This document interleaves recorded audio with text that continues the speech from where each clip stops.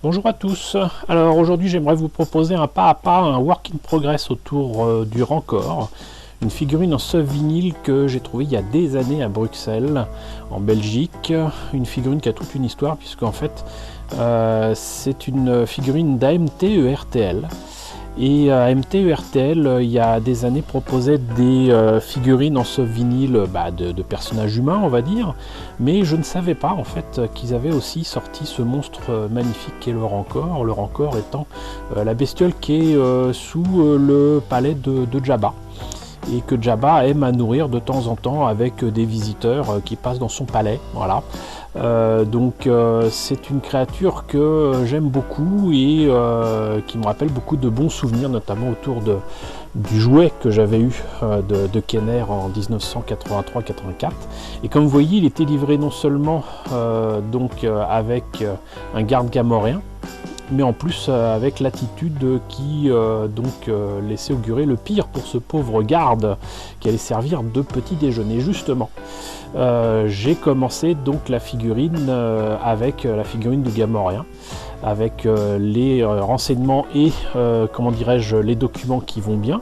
Comme vous voyez, donc il s'agit d'une figurine en vinyle qui est grise au départ, avec des éléments à enlever, mais je ne les ai pas enlevés au départ, je les ai gardés tels quels. Et je vais peindre directement en fait la figurine qui est fort bien faite, ma foi, qui est aussi à l'échelle des figurines des jouets. C'est assez amusant. Mais vous voyez qu'il y a un niveau de détail de dingue. Et donc tous ces éléments-là, je vais les apprêter en noir dans un premier temps. C'est ce que je fais très souvent pour ce genre de figurine à la bombe. Et ensuite j'ai fait un voile de blanc dessus pour que la peinture accroche un peu mieux. Vous voyez que déjà ça révèle quand même déjà pas mal de détails et ça me permet de travailler donc la couleur de peau et même de ces vêtements assez facilement. J'ai fait la tête assez rapidement en fait, vraiment avec de la peinture acrylique, de la peinture citadelle, et j'étais bien content d'avoir des vieux pots notamment de chestnut parce que ça a été très utile pour les vêtements, le cuir, etc. Ça a donné vraiment un résultat impeccable. Et même si certaines couleurs comme le vert étaient donc des couleurs un peu transparentes, et ben ça passe très bien ici parce que c'est exactement l'aspect qu'a cette peau pour ce pauvre garde gamoréen dans le film Le Retour du Jedi. Donc pour moi ça allait très très bien. Donc vous voyez que j'ai pu peindre tout ça, j'ai repris certains détails, j'ai coupé les éléments qui n'étaient plus nécessaires, et puis ma foi j'ai collé les éléments. Ce qui fait qu'il pouvait gambader gentiment, et c'est d'ailleurs ce qu'il a fait pendant un temps, puisqu'il n'a pas été accompagné du Rancor pendant quelques mois quand même, et j'ai pu l'exposer là par exemple, ça c'était à Migène il y a des années. Il était tout seul, il courait, on ne savait pas pourquoi, mais il était tout seul.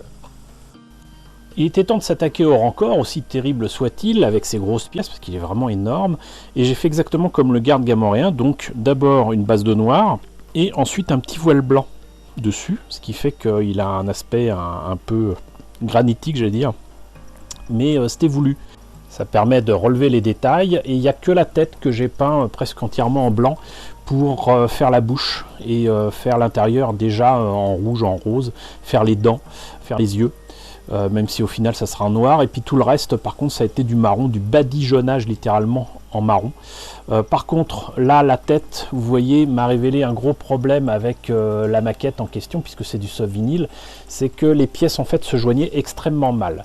J'ai commencé par enlever la boucle d'oreille qu'il avait quand même à l'oreille pour la remplacer par une vraie, j'allais dire, mais il me fallait remettre quand même les pièces en état, et pour cela ça nécessitait d'utiliser ce qu'on appelle de la green stuff, et il se trouve que la green stuff ça existe à la fois en matériel bicomposant mais aussi en liquide dans des pots que propose Citadel, et ma foi j'en ai utilisé ici, ainsi que d'autres éléments qui me permettaient de combler les trous quoi.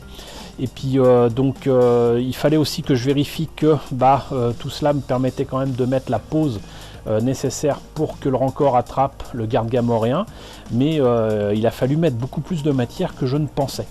C'était complètement fou, comme vous voyez, donc ça laissait quand même comme des espèces de cicatrices, mais avec de la peinture ou quoi. Donc je mettais plastique vinylique sur plastique vinylique, green stuff sur green stuff, j'en mettais partout et ma foi ça a été quand même assez laborieux mais nécessaire parce qu'il n'est pas question, contrairement à un robot, de laisser les jointures de ces pièces apparentes, hein. C'était pas possible, donc il était nécessaire de combler tout cela. Je pense que j'aurais gagné du temps à ne mettre que la green stuff et à refaire les détails. Là, vous voyez que j'ai refait les espèces, les rides de la peau, on va dire, et même les tendons des muscles, littéralement. Hein, il a fallu que je refasse tout ça avec des méthodes de sculpteur, hein, et refaire même les petits détails sur la peau, les pics, tous ces trucs assez étranges que le Rancor a. On a l'impression qu'il a des dents ou des cornes qui lui poussent partout. Et il fallait combler tous ces creux, voilà, et ça a pris énormément de temps. Mais c'était nécessaire, comme vous voyez là par exemple pour le bide et surtout la jonction avec les jambes, mais aussi les épaules, parce que sinon c'était beaucoup trop visible. Par contre ça nécessitait de remettre des détails. Là c'était assez facile, hein, il suffisait de mettre un petit peu de green stuff ici, un petit peu de green stuff là il suffisait de resculpter un petit peu, de reprendre les détails qu'il y avait autour. Mais sinon là j'ai carrément remis de la matière sur l'épaule parce que sinon c'était beaucoup trop visible et même avec du travail de peinture ça aurait fait quand même quelque chose qui semblait complètement désarticulé. Là vous voyez ça faisait un petit peu cicatrice, c'était pas beau. Donc beaucoup de travail, beaucoup de reprises de travail sur ces pièces, sur ces jonctions, et ça a pris encore une fois beaucoup de temps. Mais le résultat était là et j'étais quand même franchement satisfait. Là vous voyez sur l'épaule ça se voit presque plus.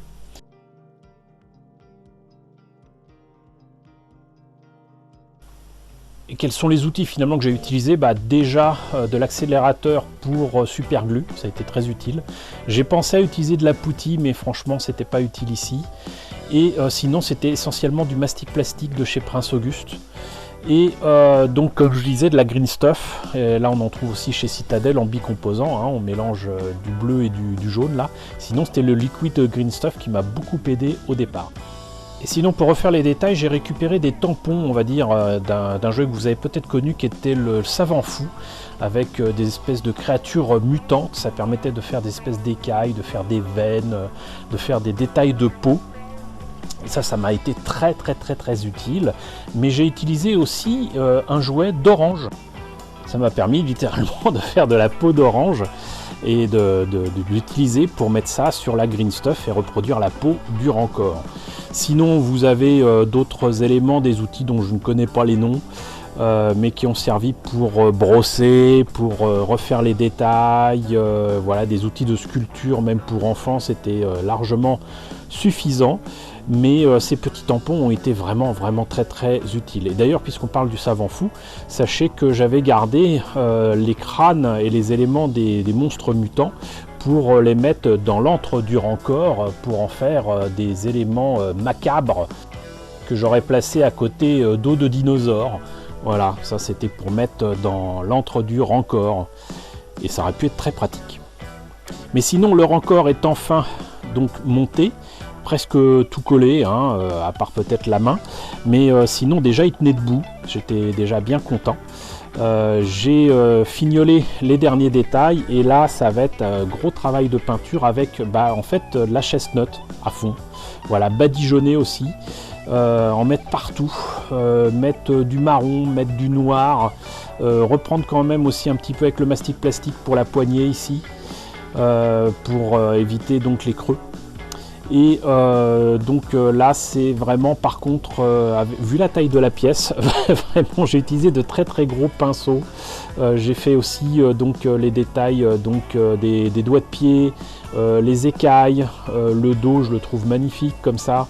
Avec ces jus, en fait c'est l'encre Citadel d'il y a 15-20 ans, qui est très pratique pour ça, même pour la bouche, le rouge, etc. que j'ai pu utiliser. Ça lui donne vraiment un aspect organique Et là, la peinture, il y a vraiment gagné là. Vous voyez, ça fait vraiment justement organique. On n'a pas l'impression de voir un truc en plastique. Dehors, par contre, j'avais à un moment essayé de montrer ça à la lumière et puis j'ai trouvé ça beaucoup trop sombre. Donc j'ai repris un peu tout ça. Mais il y avait quand même un élément qu'il fallait que je travaille et c'était la bave. Parce qu'en fait, il y a un élément qu'on voit bien dans le film, c'est la bave. Sauf que mes premiers essais avec de la colle blanche, j'avais immédiatement pensé à la colle blanche pour faire la bave, ça donnait quelque chose d'assez grossier. Et j'ai pas tardé à trouver une idée, assez étonnamment, pour faire quelque chose de fin, comme vous voyez là à l'image.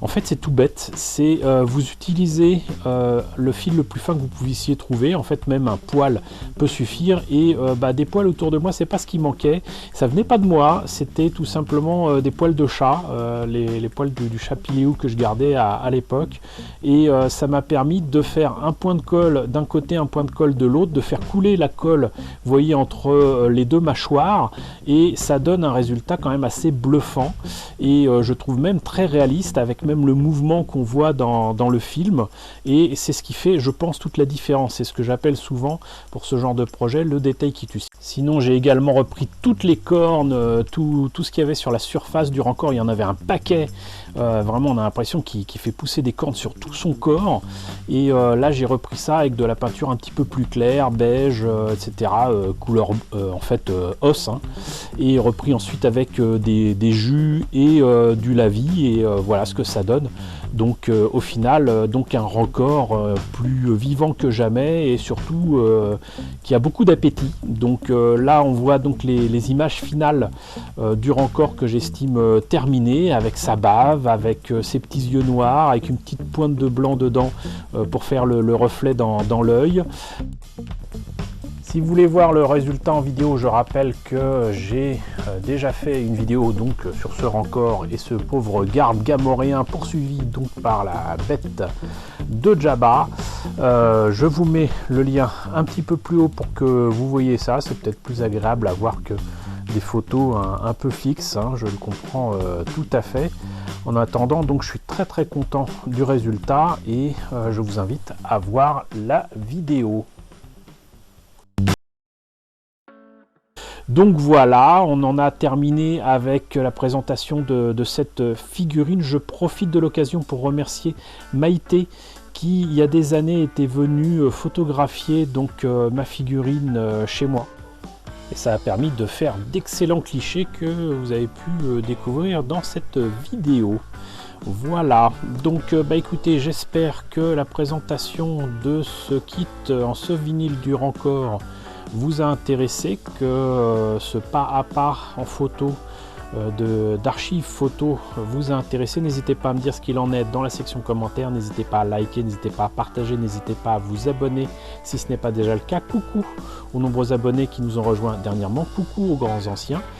Merci à tous de votre fidélité, merci à tous de votre soutien sur Tipeee et sur Paypal. Je vous laisse avec la liste des contributeurs de la chaîne.